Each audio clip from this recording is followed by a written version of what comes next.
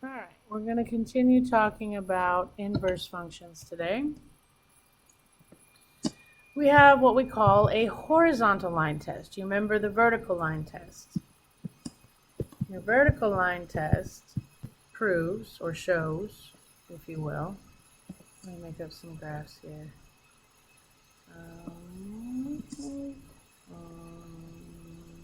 Blue.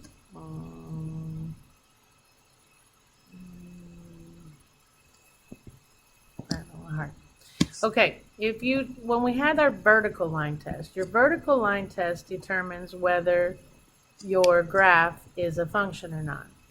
This one is yes. Every green line touched it once. This one is yes. No green line touches it more than once. This one would be no.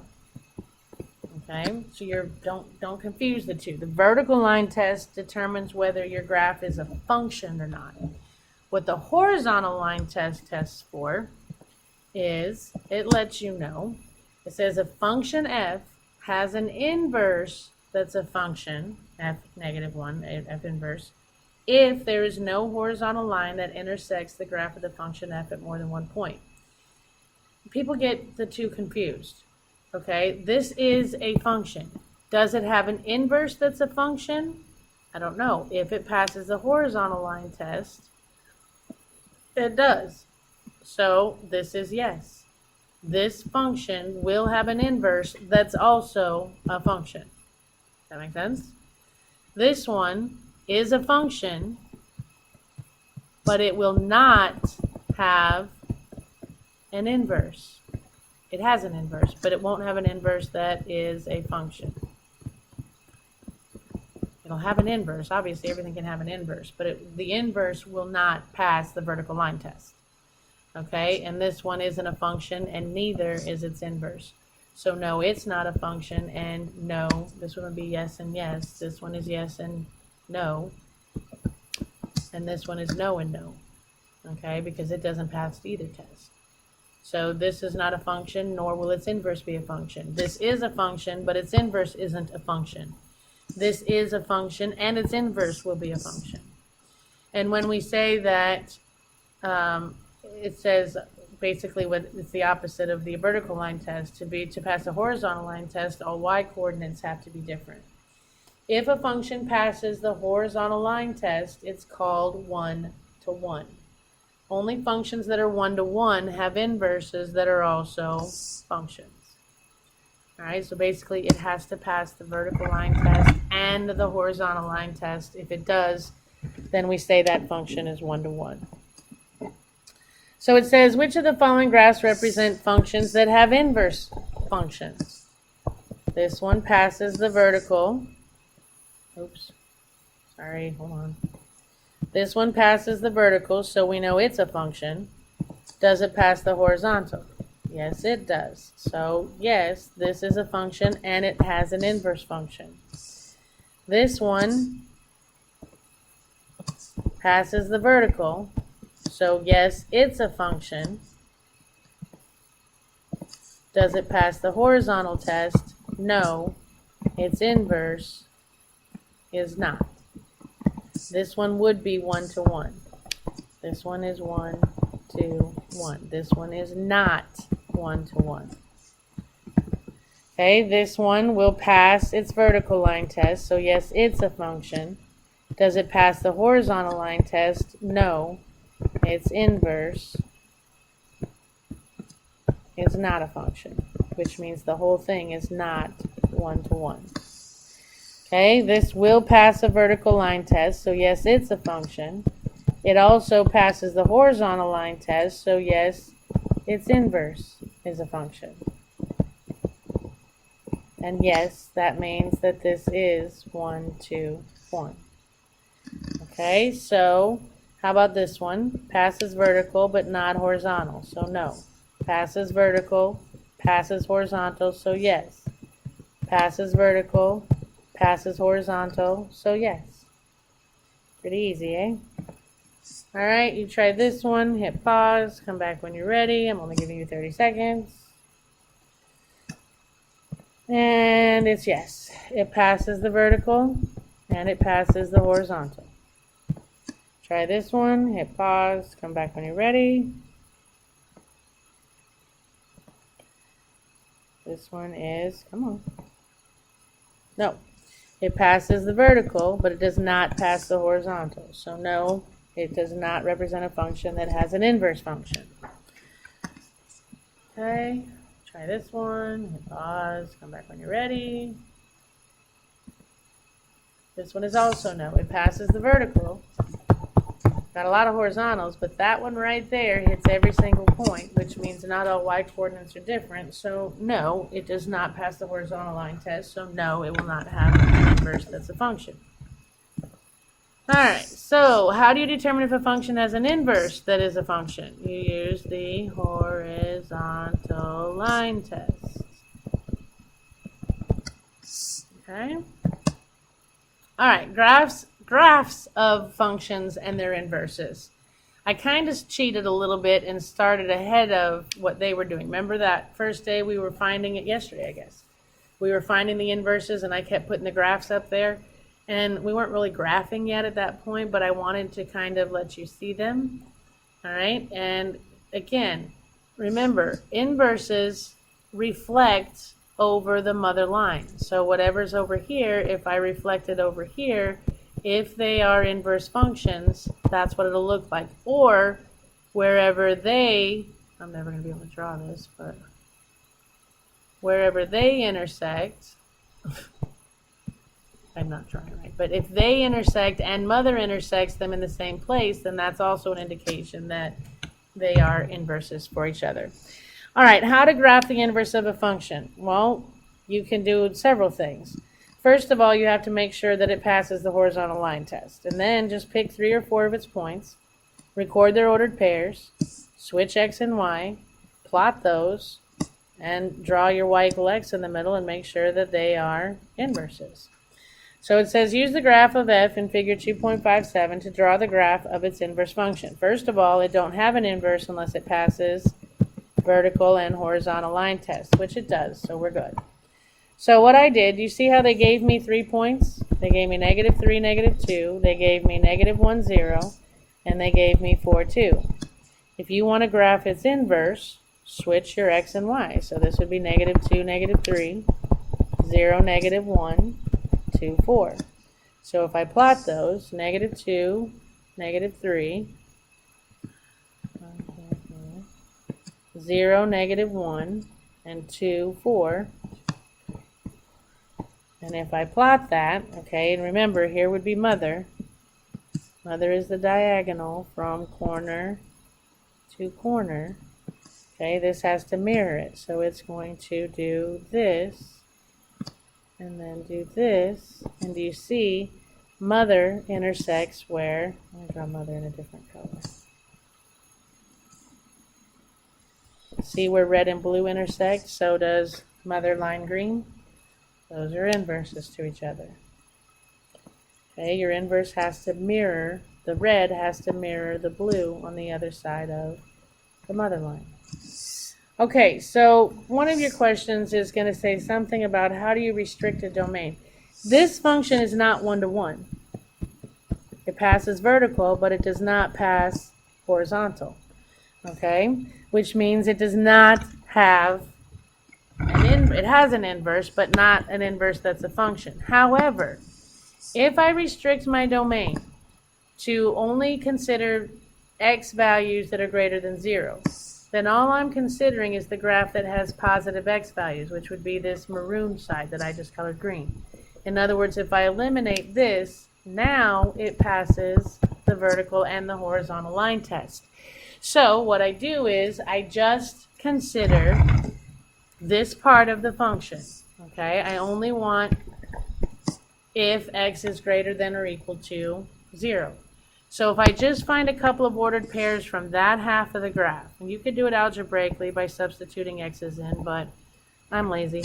I'm going to take this ordered pair, which would be 0, -1. I'm going to take this ordered pair, which would be 1, 1. And I'm going to take this ordered pair, which would be 2, 4. And I'm going to switch them. So I'm going to have -1, 0. I'm going to have 1, 1. And I'm going to have 4, 2. If I, let me graph the original on the same graph. So it'll be here, here, And here, there was the original. To graph, and I'm going to put mother in there. Let's put mother in a different color. She'll be diagonal from corner to corner. Alright, and so now if I graph these ordered pairs, different color, excuse me, negative 1, 0, 1, 1, 1, 1, and 2, 4, 2, 1, 2, 3, 4. So it would do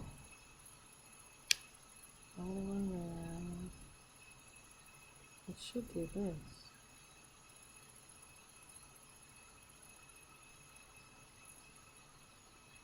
Oh, I'm an idiot. That's 1, 0. So this would be 0, 1. My bad. I'm an idiot. I don't know how you guys put up with me. Okay, negative 1, 0, 1, 0, and 4, 2. Which I can't graph either. Oh my goodness, damn zoom. Let's try this again, shall we? Oh, I'm on a roll today, aren't I? Alright, let's graph the original one again. So 0, negative 1, 1, 0 comes in, and 2, 4. So you get this picture. Let's put mother in there. Mother would be diagonal from corner to corner. And then let's plot our new points, which would be negative 1, 0, 0, 1, and 4, 2. And if I connect those, and do you see where they intersect, mother intersects, I'm pretty sure I've got it right. Okay? Alright.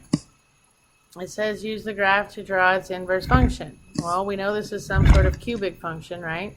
So I'm going to get some ordered pairs. That looks like a good one. That looks like a good one. That looks like a good one. So this would be negative 2, negative 5. This would be 0, 2. And this would be 2, 9. Okay, let's put mother in there. Mother will be diagonal from corner to corner. Alright, and if I switch my ordered pairs, so that would be negative 5, negative 2, 2, 0, 9, 2, and I plot those. Negative 5, negative 2, 2, 0, 9, 2. And if I graph those, and please bear with me because I don't do this very good. This does.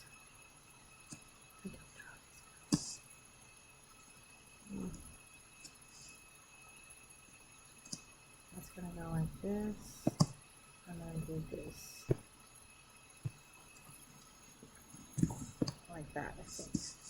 Alright, anyway, do you see where mother intersects where they intersect? Well, this has got to be the little bubble there.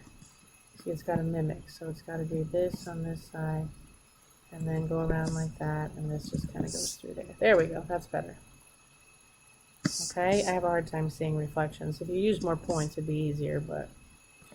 Alright, so there we go. So try this one, hit pause, use the graph of f to draw its inverse.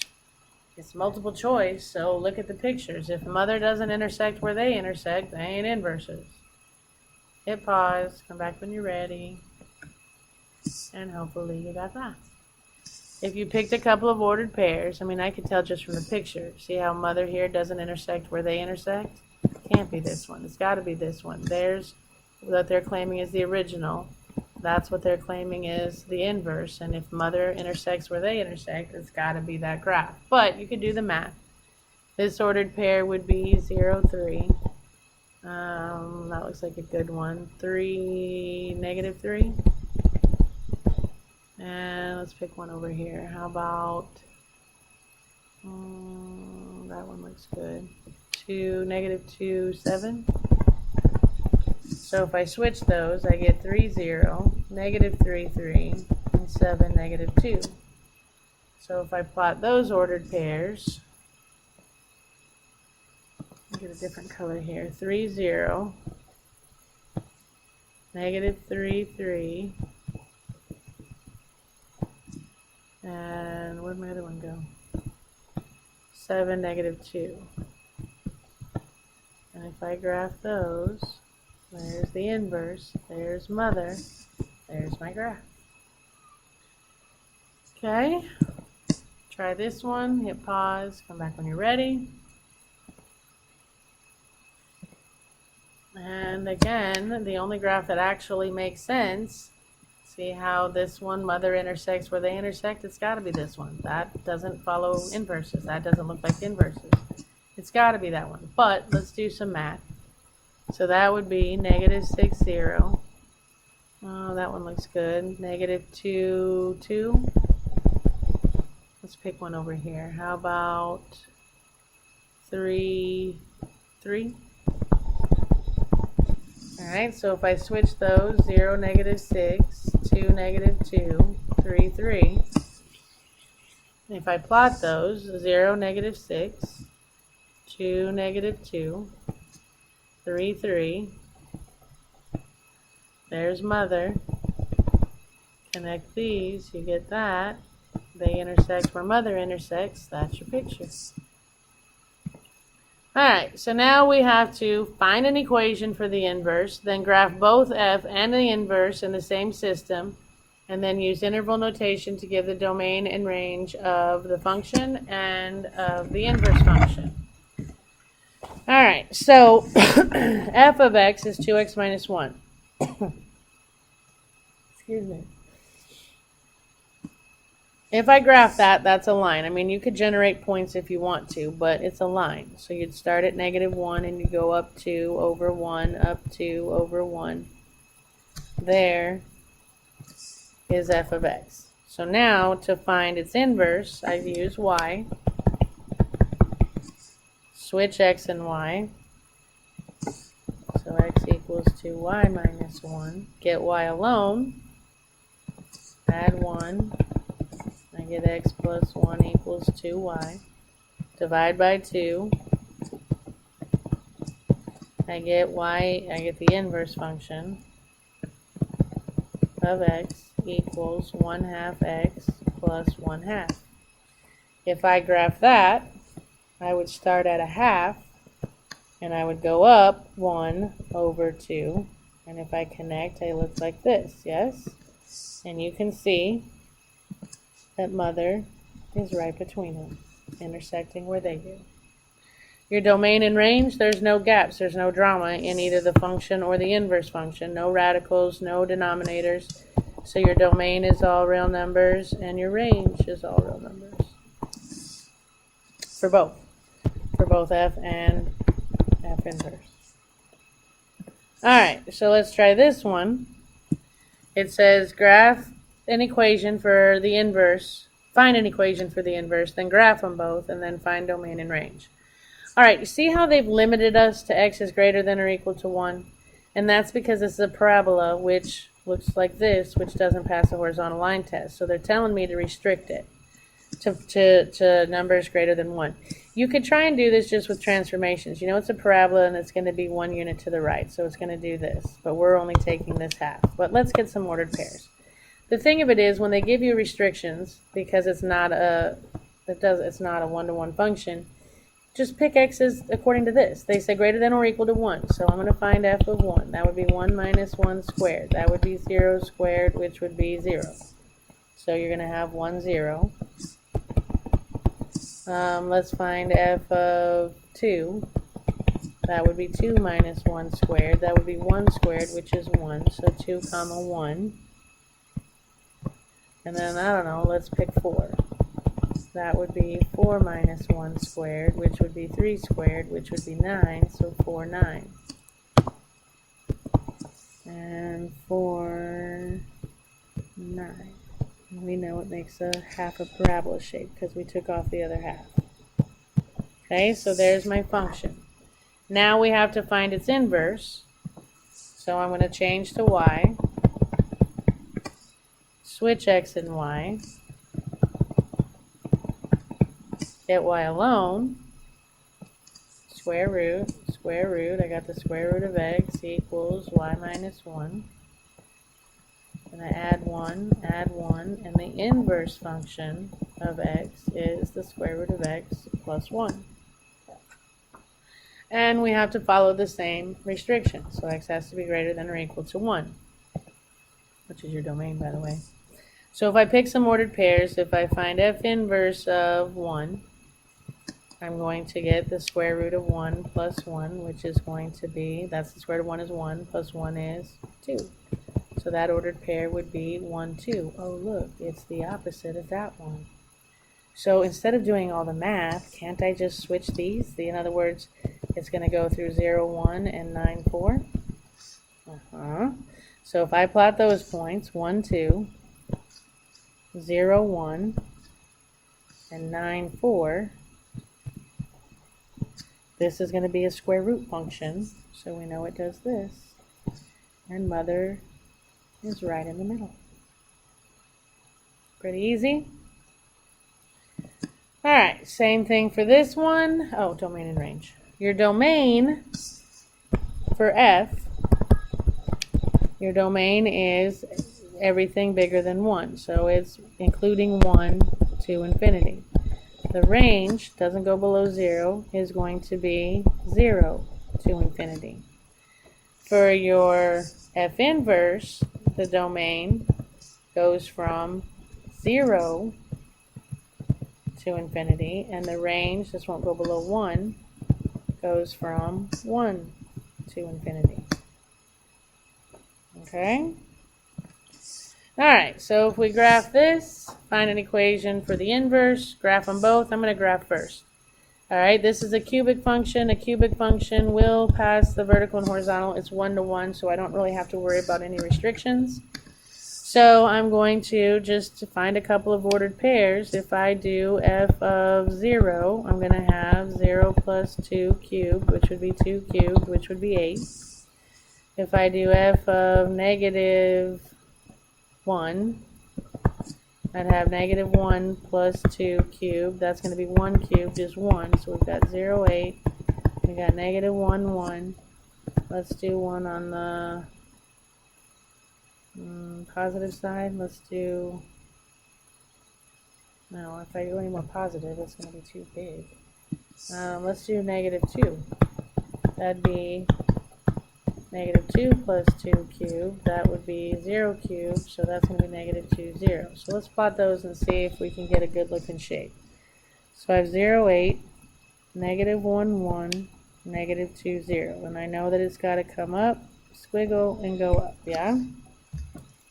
Probably not that steep. Like that. Yeah? Alright, so there's my function. I've got to get its inverse. So to switch to y, switch x and y, get y alone, cube root of x equals y plus 2, minus 2, the inverse function of x equals the cube root of x minus 2. So again, I can do the math, or I could just switch these ordered pairs. It's going, there's the equation, it's going to pass through 8, 0, 1, negative 1, and 0, 2. And let's make sure we put mother in there that I keep forgetting to do. And this does not, I do not draw cubics very well, obviously you can tell. It's going to come there. Maybe that's a little better, because I feel a little doohickey. Alright, so now if I graph the inverse ordered pairs, let's use light blue. 8, 0, 1, negative 1, and 0, 2. So, what did I just do? Negative 2. Okay, so these things have to, again, I do not draw these very well. It's going to do something like that. But you can see that they intersect where they intersect, yes? Alright. Another one. Alright, if we graph the square root function automatically, domain and range. All right, so your domain is going to be for f and for f inverse. There's no breaks, there's no gaps. Okay, it goes forever, both directions, up and down. So for both f and f inverse, domain is negative infinity to infinity. Range is negative infinity to infinity. All right, this one, we've already got restrictions. This one, Mr. Radical can never it always has to be positive. So square, square, I get x minus 1 greater than or equal to 0. So x has to stay greater than or equal to 1. So this guy's domain is already going to be restricted to 1 to infinity. Its range, well, if we pick some points, so I only want to pick points greater than or equal to 1. So if I pick f of 1, I'm going to have the square root of 1 minus 1, which is the square root of 0, which is 0. So that gives me 1, 0. If I pick 5, I get the square root of 5 minus 1, which is the square root of 4, which is 2. So 5, 2. And I don't know, what else do you want to pick? 7, 8, 9, 10. I'm going to pick f of 10. And the reason I'm picking my numbers is because I'm thinking what minus 1 would still be a perfect square. So 10 minus 1 would be the square root of 9, which is 3, so that would be 10, 3.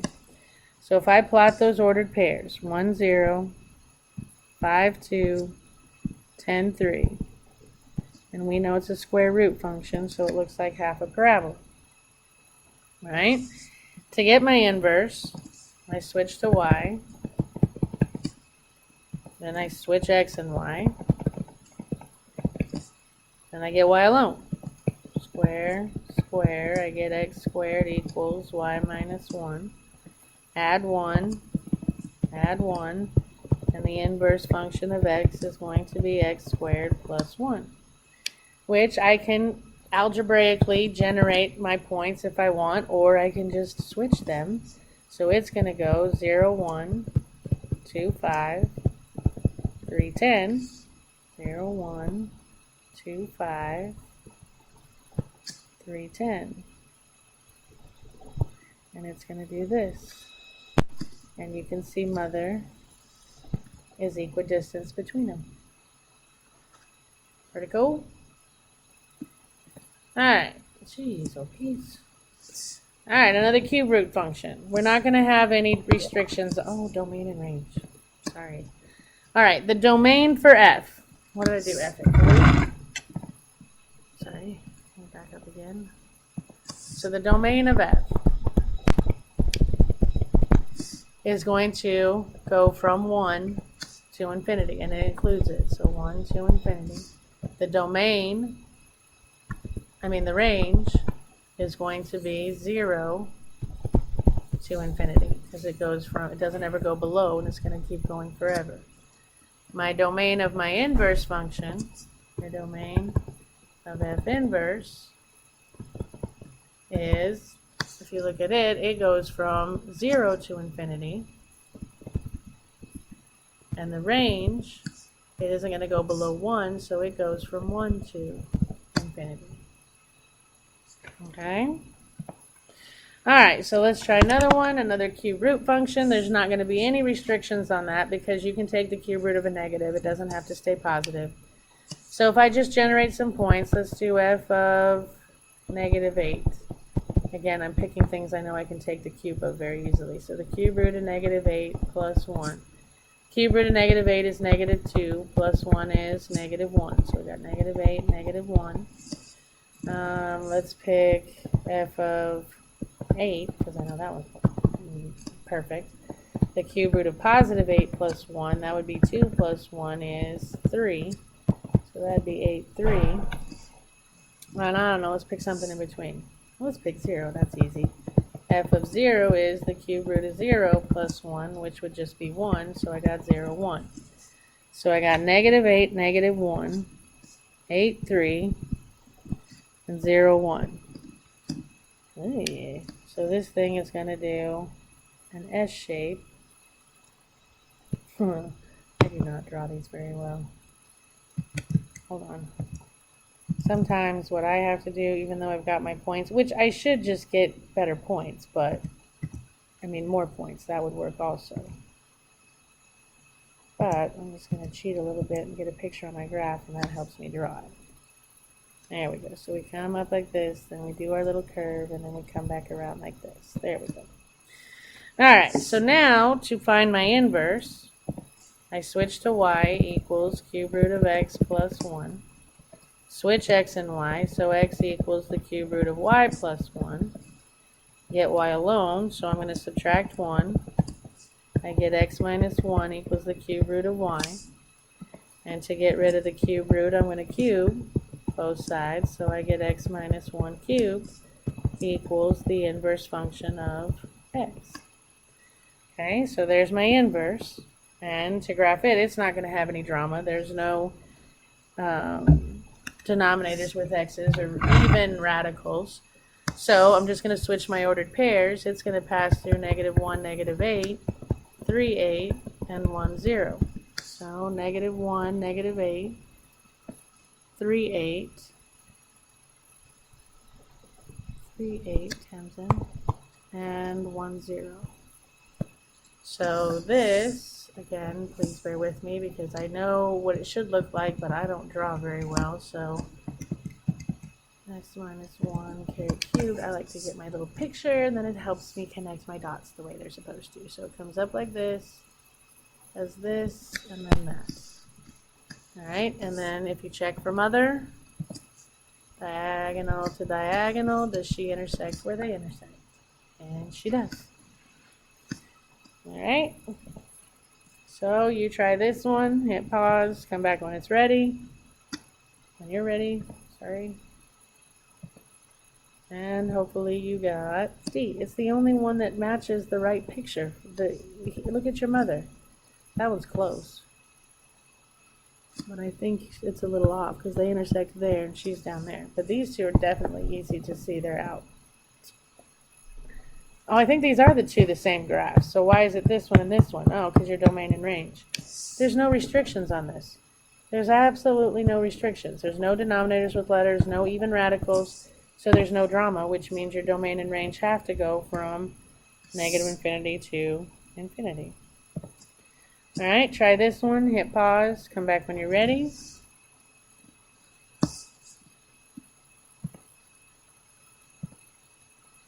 And hopefully you got B. This one was a little trickier. I mean, this one I can eliminate right away because the mother doesn't intersect where they do. But all of the other three, they do. In fact, these two look like, oh no. Oh, I can tell. Look, this is a square root function because it doesn't see how it has the cube root has a little cube in it. So that's a square root function. That's got to be out. But I'm between these two now. Okay. So what are we going to do? And there's no drama. So we're going to pick some ordered pairs. All right. So if I pick f of, let's pick -1. I'd have -1 cubed minus 3. That'd be -1 minus 3, -4. So -1, -4. Let's do f of 0. That would be 0 cubed minus 3. That's going to be 0, -3. And let's do f of 1, which is going to be 1 cubed minus 3, which is 1 minus 3, which is -2. So 1, -2. If I plot those points,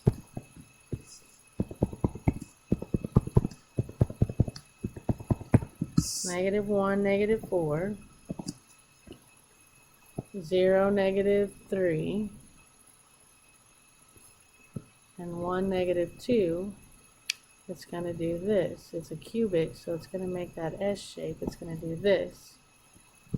Okay? Which already looks like this one, not this one. But now if we switch them, so if I plot -4, -1, -3, 0, -2, 1, I get -4, -1, -3, 0, -2, 1. This one is going to do the opposite, which is going to go like that. So it's got to be this one. Alright. Alright, so explain how to determine if two functions are inverses of each other, both algebraically and graphically. Algebraically, we did it yesterday. The compositions have to equal x. Graphically, the mother function line to go to answer this. All right, for graphically, and you could draw some pictures. All right, you would say that, I don't know how you want to put this, you can put it in your own words, that the mother function has to either like fall between two things like exactly equidistance away, or mother has to intersect where they intersect. Like, let's say I had a line going like this and a line going like this. Those would be inverse operations. So however you want to put that in your own words. Alright, so we are at homework, which means we are done. Happy homeworking, and I will see you next